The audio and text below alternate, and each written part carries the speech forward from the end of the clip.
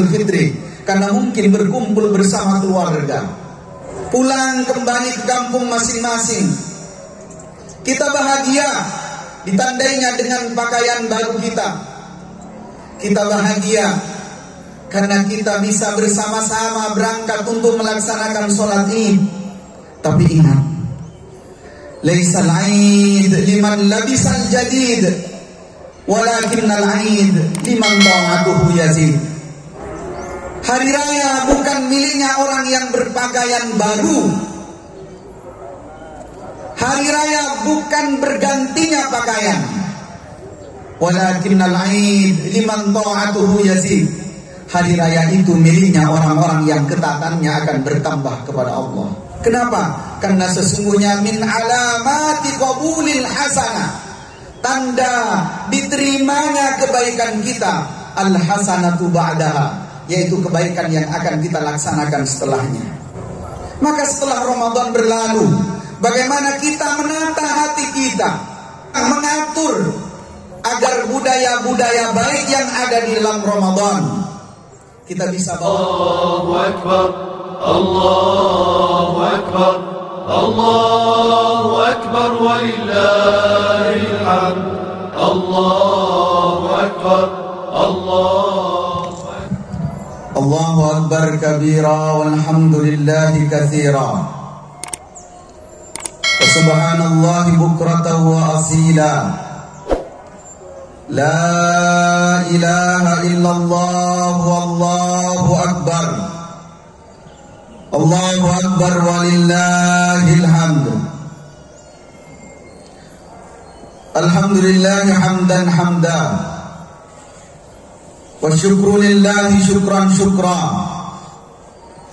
wassalatu wassalamu ala nabiyyina Muhammadin sallallahu alaihi wasallam. Arsalallahu rahmatan lil alamin basyiran wa nadhira, wa da'iyan ila Allah bi idnihi wa sirajan munira. Fa ya ibadallah, usi nafsi wa iyyakum bi taqwallah, faqad fazal muttaqun, wa qad amarana Allah bidzalik. Ya ayyuhalladzina amanu taqullaha haqqa tuqatih wa la tamutunna illa wa antum muslimun. Ya ayyuhan nasu taqu rabbakum alladzi khalaqakum min nafsin wahidah wa khalaqa minha zawjaha وبث منهما رجالا كثيرا ونساء واتقوا الله الذي تساءلون به والأرحام إن الله كان عليكم رقيبا. يا أيها الذين آمنوا اتقوا الله وقولوا قولا سديدا يصلح لكم أعمالكم ويغفر لكم ذنوبكم ومن يطع الله ورسوله فقد فاز فوزا عظيما. وقال صلى الله عليه وسلم اتق الله حيثما كنت واتبع السيئة الحسنة تمحها وخالق الناس بخلق حسن. وفي رواية اتقوا النار ولو بشق تمرة. وفي رواية فاتقوا الله واتقوا النساء. صدق الله العظيم وصدق رسوله الكريم ونحن على ذلك من الشاهدين والشاكرين. Jamaah salat Id yang dimuliakan Allah, tidak ada kata yang lebih pantas menghiasi lisan-lisan kita sejak terbenamnya matahari kemarin untuk menandakan telah berlalunya bulan Ramadan, datangnya bulan Syawal, kecuali kalimat-kalimat thayyibah, kita bertakbir kepada Allah Subhanahu wa taala, Allahu Akbar. Allah Maha Besar. Bahwa sesungguhnya kita mampu melaksanakan ibadah di bulan Ramadan. Siang harinya kita mampu berpuasa, malam harinya kita mampu untuk salat tarawih qiyamul lail. Kita tambah dengan bacaan Al-Quran, kita tambah dengan zikir-zikir. Semua itu tujuannya agar diri kita disucikan oleh Allah. Dan kalau bukan karena Allah, diri kita tidak akan pernah disucikan. Mampunya kita melaksanakan semua kebaikan itu bukan karena keinginan, bukan karena upaya kuat, bukan hanya semata itu, tetapi karena karunia dari Allah Subhanahu wa taala. Walaula fadlullahi 'alaikum wa rahmatuh. Kalau bukan karunia dari Allah dan rahmatnya, ma zaka minkum min ahad. Tidak ada satupun di antara kalian yang bisa disucikan. Maka di Idul Fitri ini kita bersyukur kepada Allah Subhanahu wa taala. Karena sebenarnya hanya orang-orang yang berimanlah yang mampu menampakkan rasa syukurnya kepada Allah Subhanahu wa taala dengan sebenar-benar syukur. Semua orang Islam ketika datang Idul Fitri berbahagia sekali, senang sekali. Tetapi ingat jamaah yang dimuliakan Allah, kebahagiaan itu hanya dibatasi bagi orang-orang yang di dalam hatinya bertambah ketaatan kepada Allah, meningkat ketakwaannya kepada Allah. Kita bahagia dengan datangnya Idul Fitri karena mungkin berkumpul bersama keluarga, karena bisa mudah sekarang untuk pulang kembali ke kampung masing-masing. Kita bahagia ditandainya dengan pakaian baru kita. Kita bahagia karena kita bisa bersama-sama berangkat untuk melaksanakan sholat Id. Tapi ingat, laisal Id liman labisal jadid, walakinnal Id liman ta'atuhu yazid. Hari raya bukan miliknya orang yang berpakaian baru. Hari raya bukan bergantinya pakaian. Walakinnal Id liman ta'atuhu yazid. Hari raya itu miliknya orang-orang yang ketaatannya akan bertambah kepada Allah.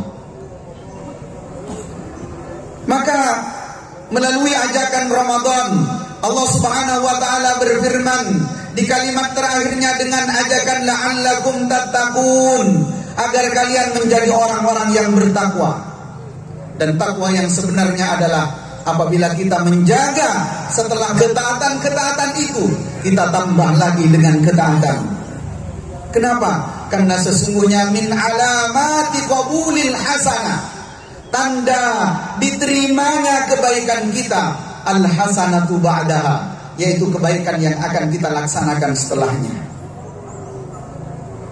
Maka setelah Ramadan berlalu, bagaimana kita menata hati kita, mendaur ulang, mengatur agar budaya-budaya baik yang ada di dalam Ramadan kita bisa bawa kembali ke bulan Syawal, yang kemudian dilakukan oleh para ulama.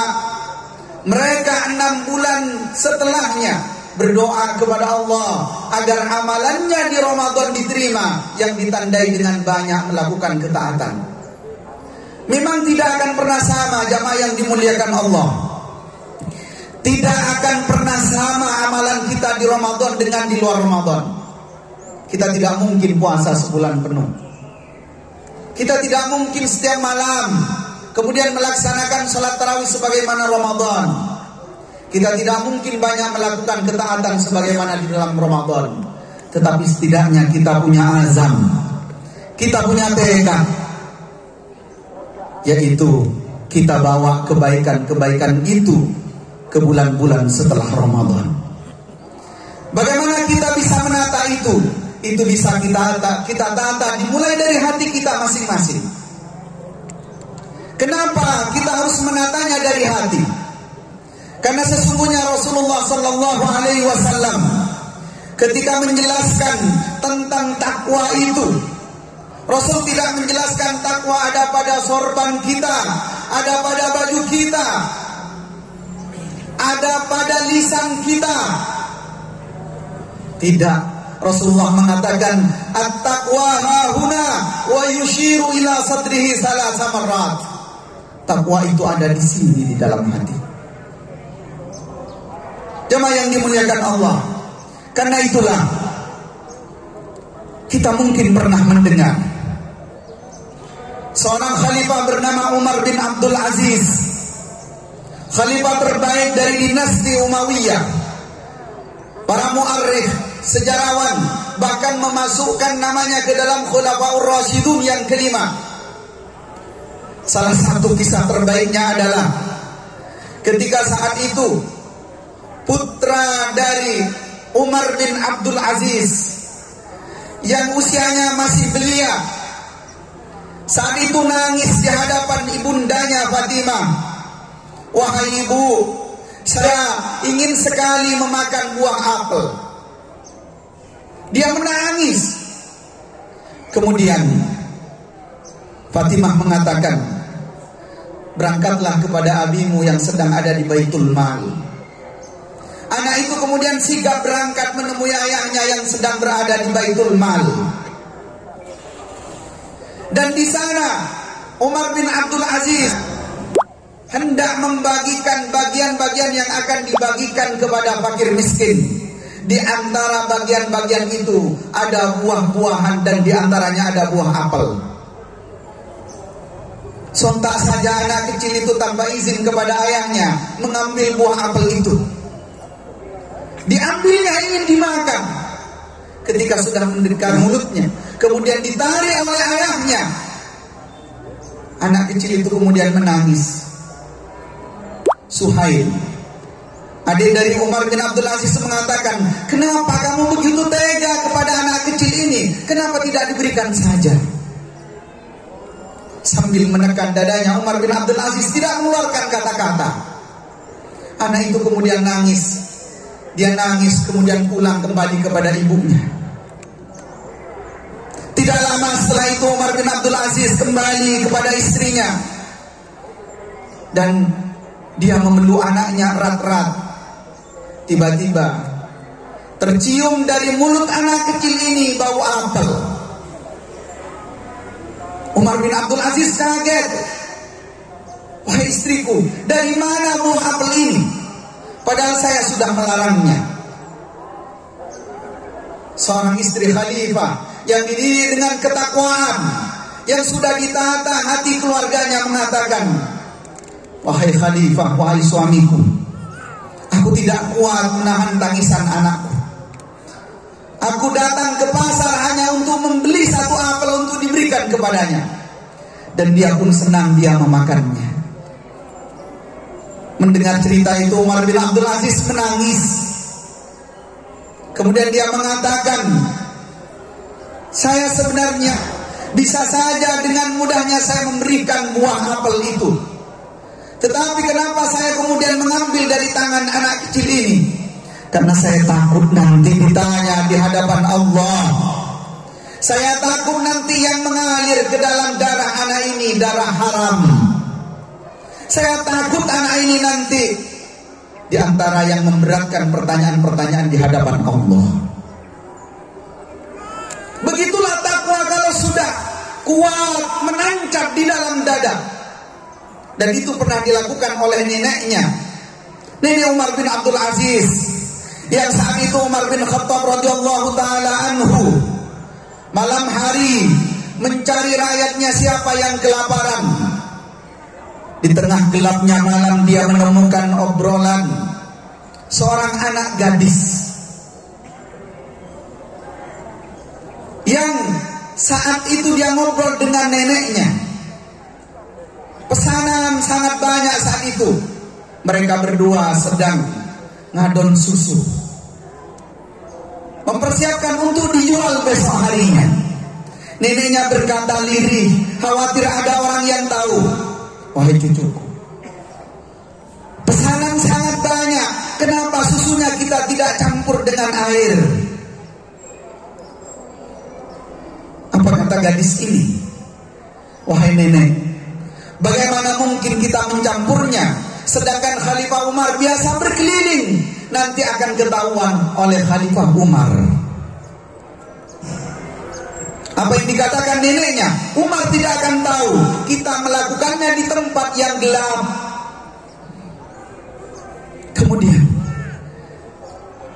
gadis ini yang kemudian nanti menjadi nenek dari Umar bin Abdul Aziz mengatakan, Umar bin Khattab tidak tahu, tetapi bagaimana dengan Tuhannya Umar bin Khattab? Jemaah yang dimuliakan Allah, begitulah kita menata hati kita. Ketika kita benar-benar takut kepada Allah, kita akan dijaga oleh Allah dari hal-hal yang kemudian akan mendatangkan murkanya. Kenapa kita harus menata hati kita? Yang pertama, karena sesungguhnya yang dilihat oleh Allah Subhanahu wa ta'ala itu adalah hati kita.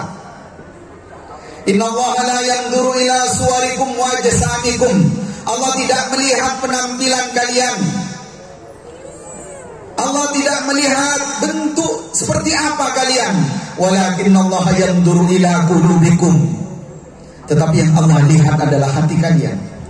Kita kadang-kadang risau ketika mau pergi ke masjid, ketika mau datang ke undangan, ketika mau datang ke tempat orang ramai, khawatir pakaian kita, khawatir dengan penampilan kita. Perlukah? Khawatirkan, yaitu khawatir hati kita tidak dilihat oleh Allah Subhanahu wa ta'ala.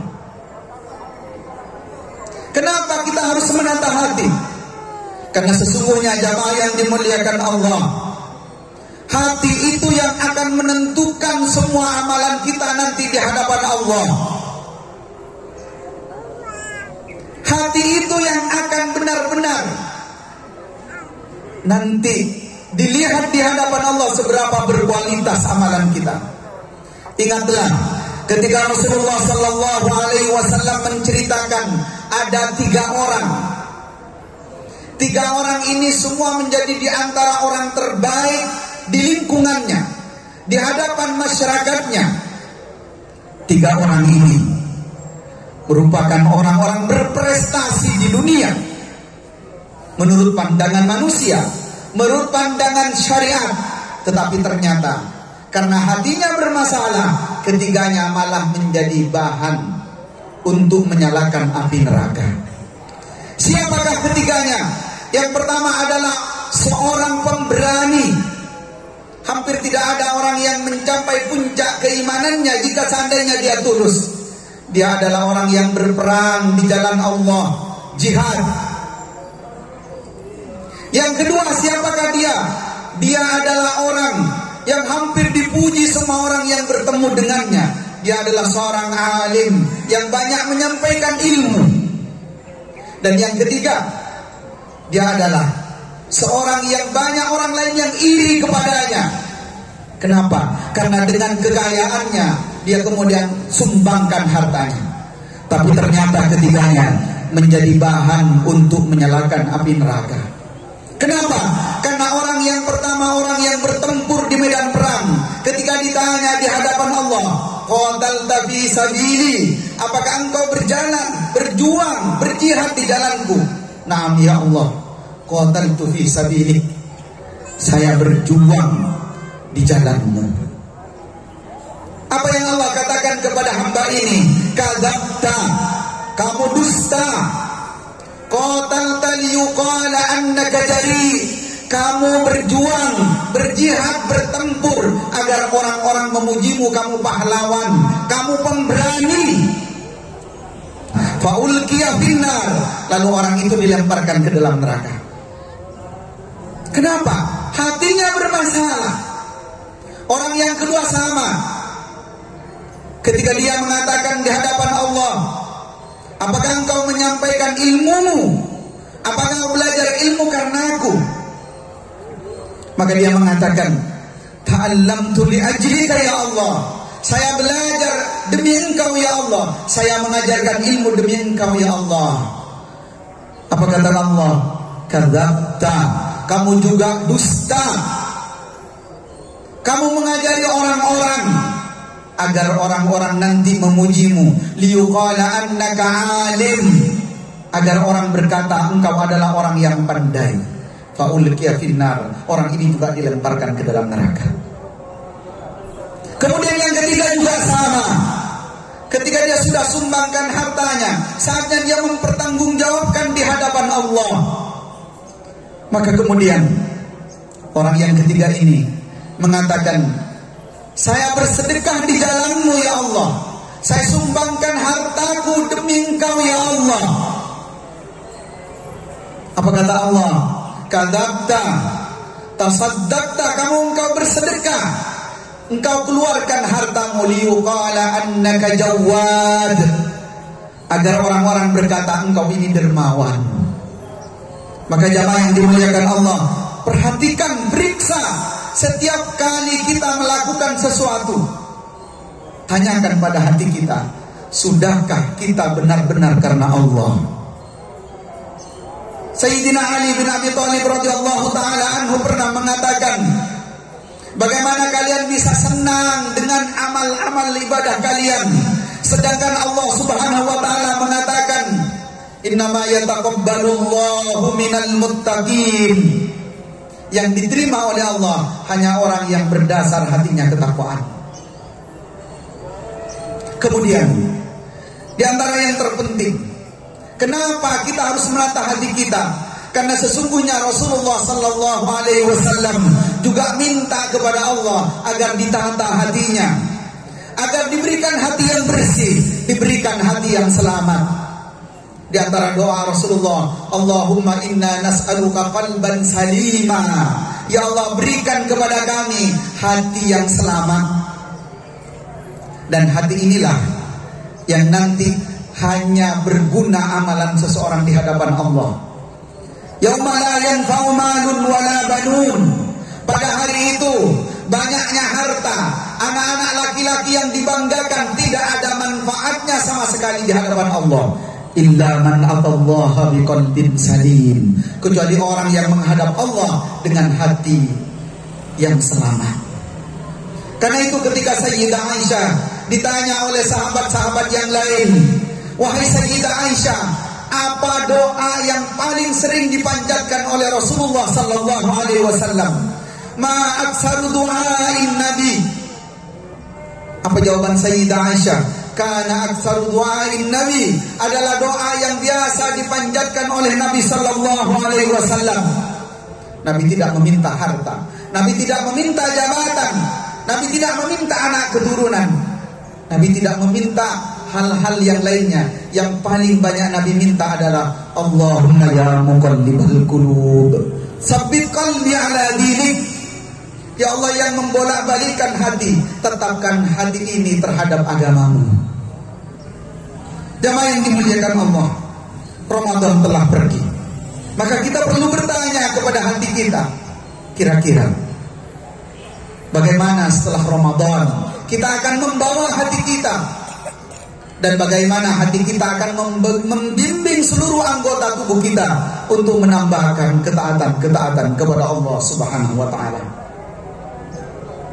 Karena sesungguhnya Rasulullah sallallahu alaihi wasallam menyebutkan, ala wa inna fil jasadi mudghah, ketahuilah bahwa dalam tubuh kita ini ada mudghah, ada segumpal daging, wujudnya sangat kecil, tapi itu menentukan seluruh kualitas yang ada di tubuh kita.